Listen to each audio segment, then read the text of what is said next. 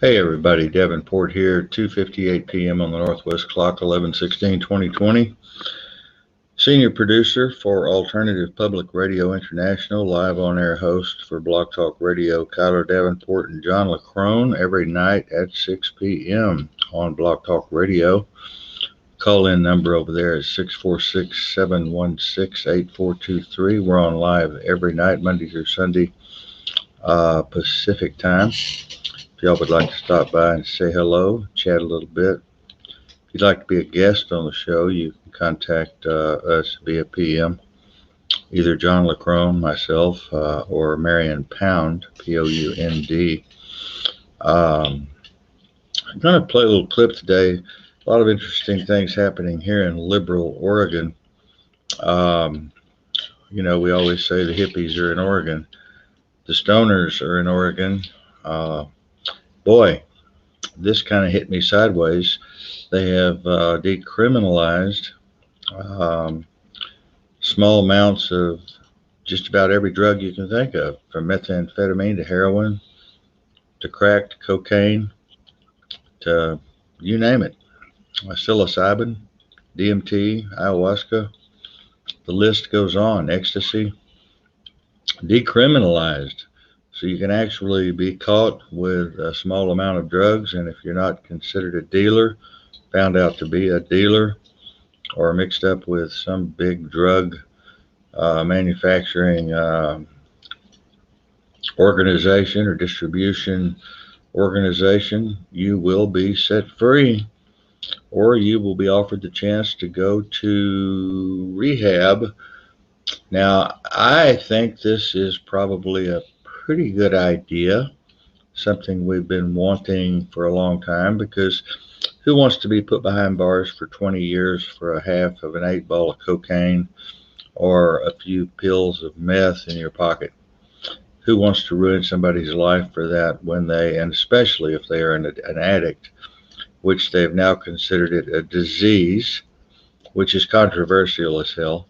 Is it a disease, is it an addiction, or is it just something you want to do? They haven't determined that yet. The jury is still way out on that particular subject.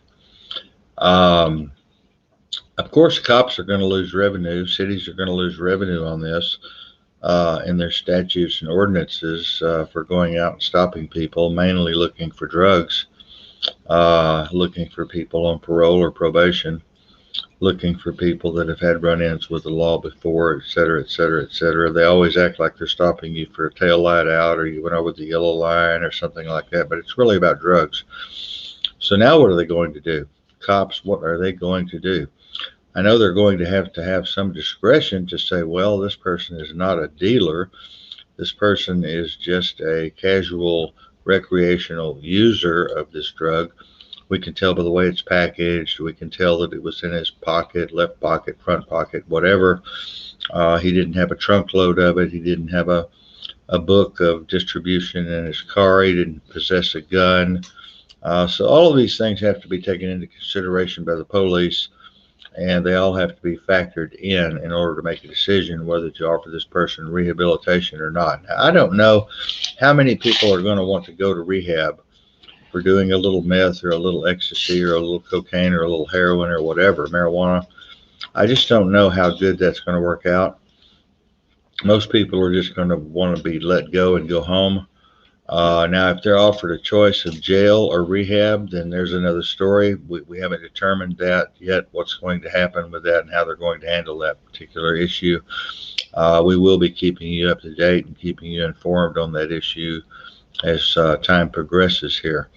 But that's the way I would figure they would do it. It's either go to jail or, and have to suffer through the court system, or go to mental health. The other problem is we don't have enough mental health to cover what we have now, let alone changing this law, making it okay for people to possess recreational drugs of all kinds. We just don't have the setup in mental health to be able to handle the influx of all of these people. It's going to be a massive influx of people, and we don't have the facilities. We don't have the money. Grants are going to have to come down from somewhere. Facilities are going to have to be built. Personnel are going to have to be recruited. and a whole slew of other major problems. So I'm going to go ahead and play this video for you and see what you think about it. Leave your comments, please, in the comment section. Here we go. We're going to play. Producers, go ahead and play this video. Well, overnight, Oregon became the first state in the country to decriminalize most street drugs. A Measure 110 also brings new support to addiction treatment and recovery. Janie Gullickson is the executive director of the Mental Health and Addiction Association of Oregon and one of the chief petitioners behind this historic measure. She joins us this morning to talk about it. Good morning. Good morning. Well, so first off, your reaction to the vote, to the results here of this initiative passing. I have to say it was pretty emotional. I knew it would be, but it caught me off guard a little. Yeah, I was stunned. Well, and so, you know, talk about just what this will do and when it does go into effect. Yeah, it dedicates funding to a underfunded system that has not been able to serve people who struggle with addiction challenges and substance use. So what we're going to see is a whole new way of addressing addiction. Yeah, I think, you know, we've been talking about it this morning. The headline getting a lot of attention is that, you know, Oregon has decriminalized a lot of smaller amounts of illegal drugs. But the other side to this here, the funding for more addiction treatment and resources for mental health and treatment centers to try and help people struggling with addiction. It's a new approach, I think, than what we have seen in the past. How does this change the current system in the so-called, you know, war on drugs that we've seen in previous decades? Well, it takes away criminal punishments for a health condition. And what it does is address it the way it should be in a public health approach and a healthcare-based approach, which has been, you know, far too long in coming. We have stigmatized and shamed and criminalized people who struggle with a health condition, which is addiction. I mean, the science is shared with, you know, we know now that it is a disease and we should treat it as such. Yeah, we see a lot of it in the downtown Portland area. You know, why is it that you think Oregonians decided to vote this way and approve this? I think we would be hard pressed to find anyone who has not been touched by addiction in some way, whether it's personally, family member, friend, coworker. And, you know, even if someone hasn't personally been touched by that, like you said, we look around our neighborhoods and our downtown area and we see people openly struggling. You know, I'm curious, what would you say, though, to the group that did vote against this, that, you know, the people in Oregon that may feel these are still illegal drugs, we should be looking at a different system? What is your pitch to bring them on board? Well, while we haven't seen this approach in the U.S. until now, we've seen it in other places where it has been very successful, places like Portugal, where treatment engagement rates have skyrocketed after the decriminalization. Changing the status quo is always scary. And I think that is, it's a big step that Oregon voters took. And it's change is scary. Yeah. Well, thank you, Janie, for joining us and you know, filling us in more on how this might potentially help a lot of people. And to read up more about this measure, which again passed last night, we have information on coin.com. Have a good one. Well, there you go. You have it. I'm going to make a statement here that's kind of wild, but I am a wild man, wild talk show host, they say, the shock jock, right? They're going to come behind this with the legalization of and the treatment for and turn into a disease, child molestation. That's what's coming. Okay, that's what's coming on the coattail of this particular Measure 110. I believe it was Measure 110, whatever it is. That's what's coming. They want these kids. Now, just like they're going to mandate 11-year-olds get vaccinations, mandatory vaccinations, and they don't have to have parents' consent. There's another bill that passed the House and the Senate I do believe that 11-year-olds will not have to um, have any consent from their parents, and they won't even have to inform their parents, like abortion in some states, that they've had the vaccine. So I think this is kind of insane. I think it's crazy. I think it's dangerous. I think it's diabolical. Um, but what isn't in this paradigm that we live in today, this culture that we live in today? But you can mark my word that molestation, pedophilia is going to be on the list of mental health next year.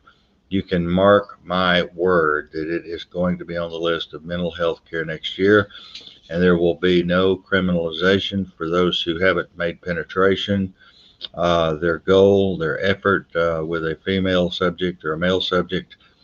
Those that are just what they call mild molesters, soft molesters, will receive mental health.